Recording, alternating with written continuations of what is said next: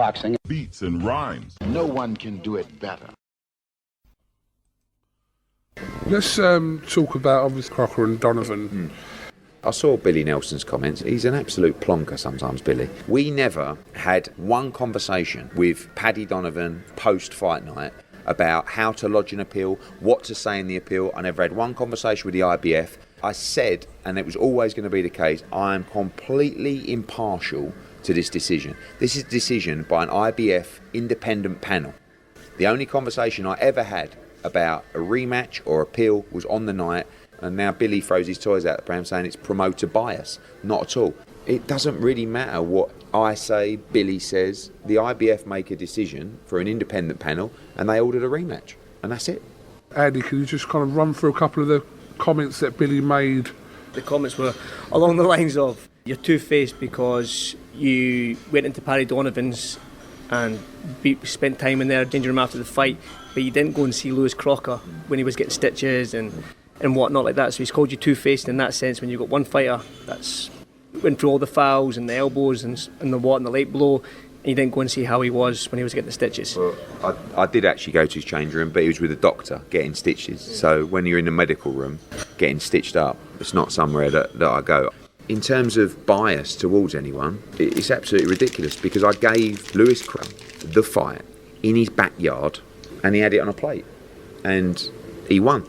But in people's eyes, there's a lot of unanswered questions. Well, that's one of the questions he was asking as well, Billy, was he doesn't understand that you said Croker won. Mm-hmm. So how did Paddy Donovan go from 6th to 3rd in the IBF after a loss? It's a question for the IBF. What do you think I am, the fucking IBF? I mean, he's a tit. I phone up the IBF and go, all right, Darryl, from 6 to 3. I've no idea what number it was. What do you think? I phone up the IBF. All right, Darryl, move Paddy up from 6 to 3. And with the facial expressions, that's just funny. Last night, the IBF has granted Paddy Donovan his appeal for the rematch, immediate rematch, against Lewis Croker. Before we break it down, just give me your initial reaction to all that. Disgrace. Absolute disgraceful. It's rewarding foul playing, the elbows, heads, punches after the bell. They're claiming that... Punches after the bell, Billy. It was one punch. And as for the headbutts, right? Croker came forward with his head. Paddy came forward with his head. Your man got his head cut. You're giving Eddie Hearn too much power. Eddie Hearn's in charge of the IBF. Eddie Hearn should have held Croker's hand while he was getting patched up after. It's pathetic. And look, rules are the rules. On the night, the referee made a judgment call and disqualified Paddy. But we're talking about, because I can't play no more, Billy. He's just overbearing at times, right? But we're talking about IBF eliminator for a world title. The appeal didn't reverse the decision. It's still a Croker win.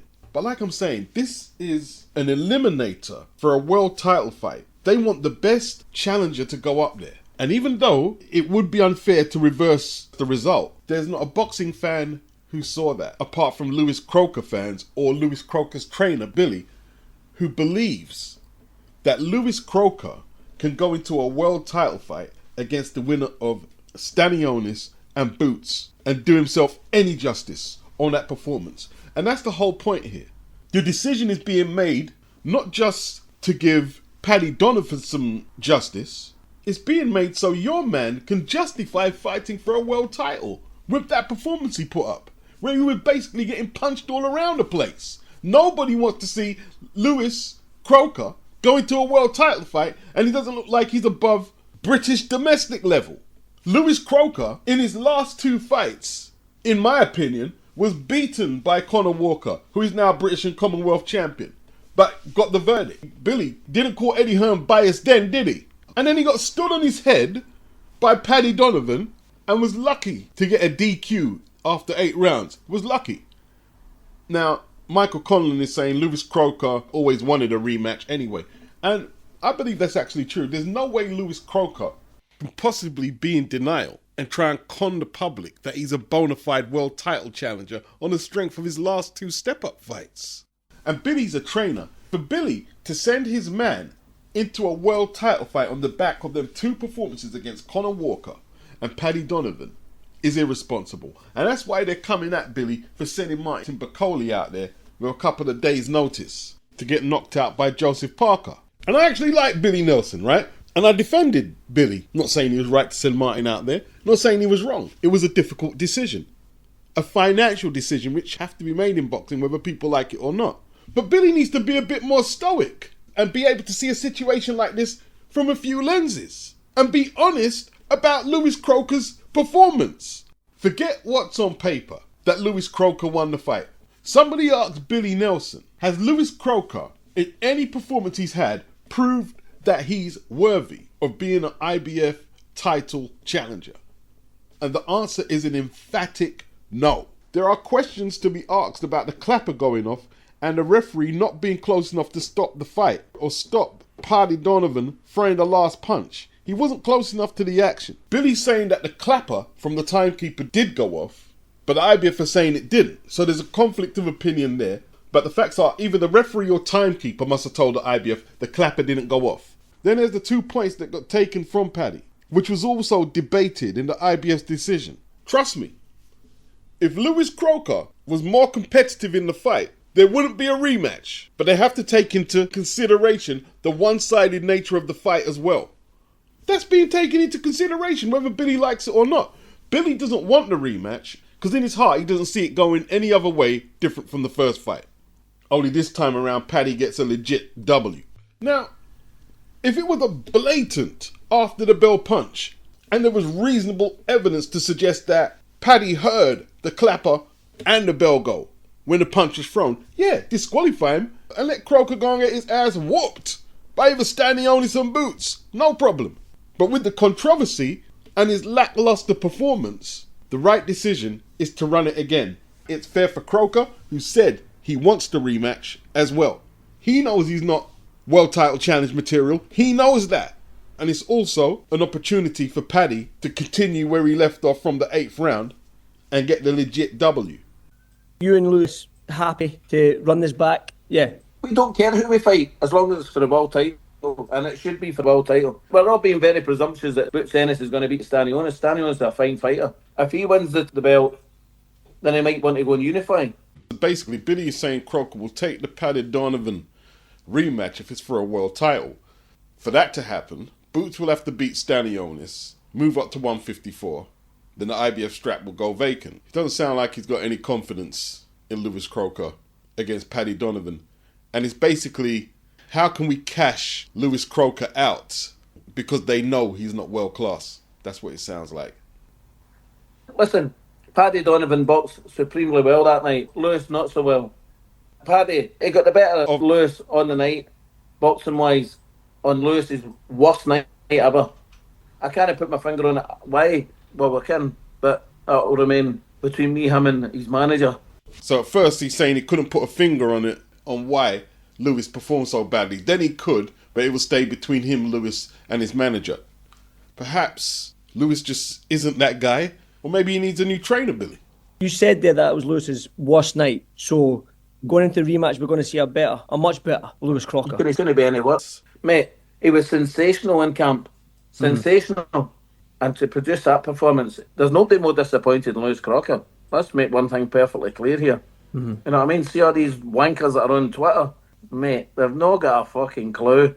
Like, Billy, you couldn't put a finger on why he performed so bad. Then you could put a finger on it, but you're not going to tell us it's going to stay between you and the manager. But then he just said he looked sensational in camp. So which one is it? Now you're blaming people on Twitter. They didn't punch him up all around the ring in the SSE arena. What's it got to do with people in Twitter? This is why Billy pisses people off. Boxing. Beats and rhymes. No one can do it better.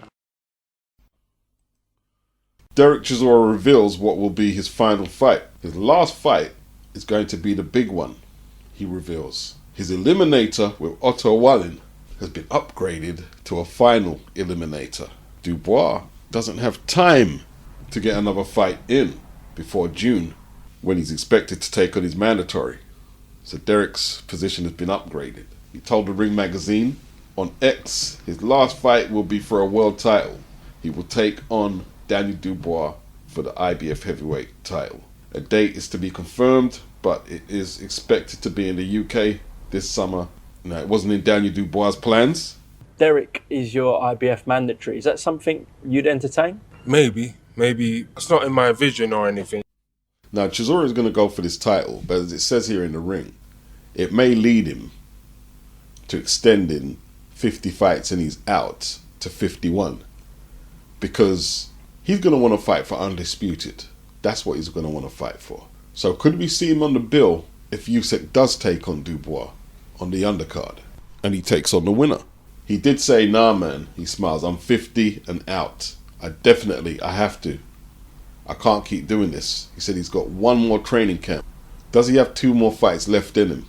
So literally, Usyk's last fight might be against his old adversary, Derek Chisora. And then Derek will be in the opposing corner from Don Charles. Derek is now trained by Alex Dimitrios. I mean, I'm just like baffled. How Derek got a shot in 2021 was basically a Tyson Fury cherry pick. But how is it 2025? And I'm reading headlines where Derek has earned a title shot for eliminators and a free fight winning streak since losing to Tyson Fury. People are pushing you forward for a world title now. Are you going to go out there and demand that you have this world title? The problem we're facing right now is that Frank looks after me. Frank looks after Daniel. I don't know if it's going to be fair or not. I'm not calling anybody out. I want my world title shot with Daniel at Wembley. I know I can sell out at Wembley. I know Daniel pulled out the fight with Joseph Parker. He didn't come out and apologize. But you know what? I know Joseph Parker wants to fight for the WBO with Alexander Usyk. Boxing. For some reason, hardcore, purist boxing fans seem to think the sanctioning bodies are everything. So we're back in the same position we was May 2024 when the belts were fragmented before Usyk tied them all up against Tyson.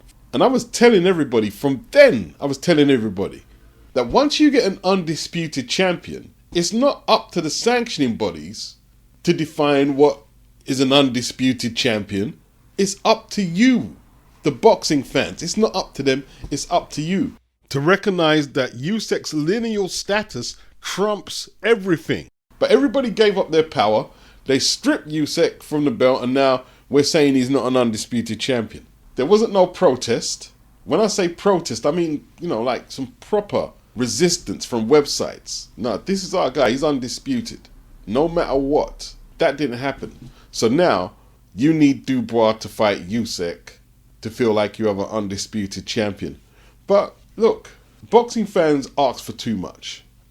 And we've got a whole lot in terms of content and fights in the last couple of years because of you-know-who. You can't deny Joseph Parker WBO interim champion or Ajit Caballero interim champion their title shots because you want to see undisputed. Parker deserves a shot. Caballero deserves a shot. Kubrat Pulev, no. But the other two, they deserve their shots. And I know they say unification supersedes mandatory. Well, that's reserved for certain situations, and this isn't one of them. We've got 2 bona fide contenders who should be getting title shots. So Parker should get his shot at Alexander Usyk. Derek Chisora should get his shot against Daniel Dubois. And Caballero, straight after Joseph Parker, should get his shot at that WBC strap. Undisputed can wait. We already see Usyk beat Tyson Fury twice to become undisputed. But boxing fans feel they need to see more fights to know who's undisputed champion. No, let the contenders who risk their lives in the ring get their title shots and get their money. Derek Chisora, in this TalkSport video, was at the O2 Arena with his daughter at the Usher concert. Guess who was at the O2 Arena with Derek? I already said to Ben, I finished my career with Frank.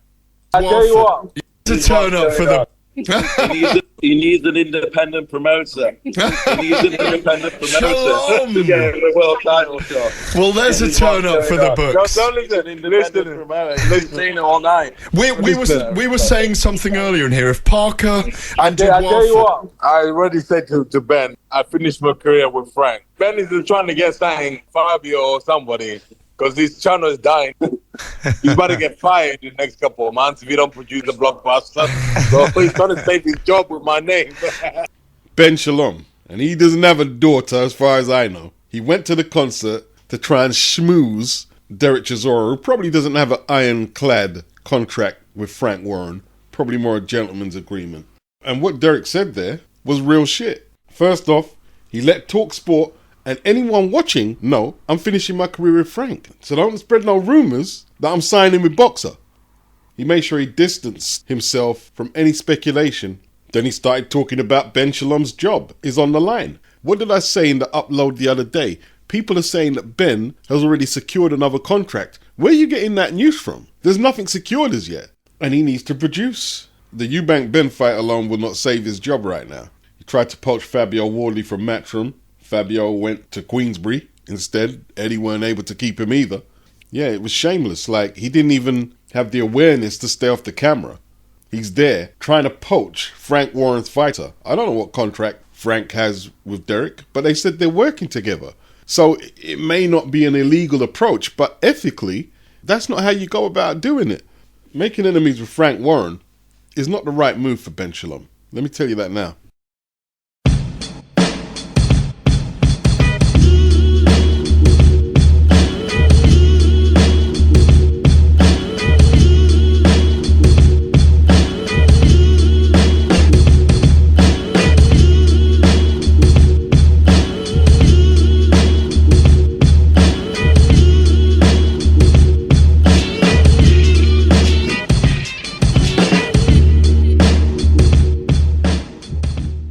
Boxing. Beats and rhymes. No one can do it better.